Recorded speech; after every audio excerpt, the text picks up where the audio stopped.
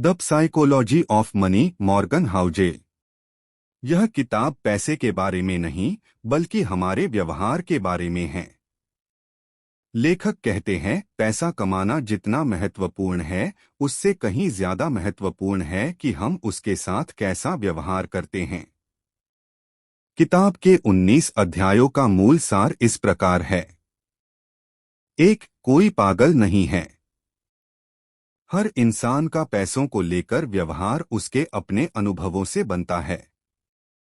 जो आपको बेवकूफी लगता है वो उसके लिए बिल्कुल सही हो सकता है। 2. भाग्य और जोखिम एक ही सिक्के के दो पहलू हैं। बिल गेट्स की सफलता में स्कूल में कंप्यूटर मिलना भाग्य था। उनके साथी जो उसी कंप्यूटर का इस्तेमाल करते थे लेकिन सफल नहीं हुए, वो जोखिम था।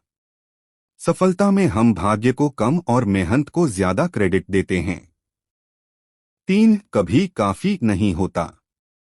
जितना ज्यादा मिलता है उतनी ही और चाहिए की भूख बढ़ती है। जो लोग अरबपति होने के बाद भी रिस्क लेते रहते हैं और सब कुछ गवा देते हैं, उनकी सबसे बड़ी समस्या यही होती है, वे कभी संतुष्ट नहीं होते। 4. चक्रवृद्धि का जादू।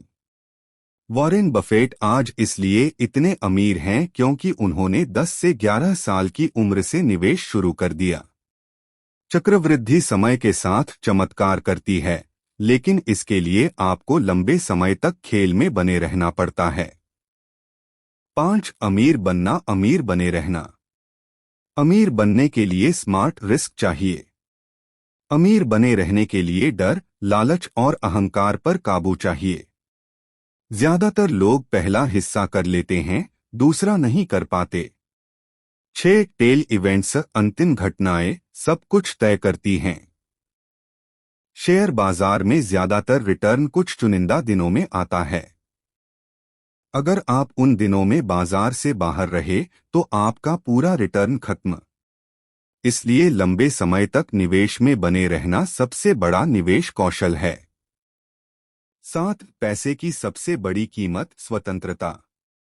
पैसा खरीद सकता है सबसे कीमती चीज, अपना समय, अपने तरीके से जीने की आजादी।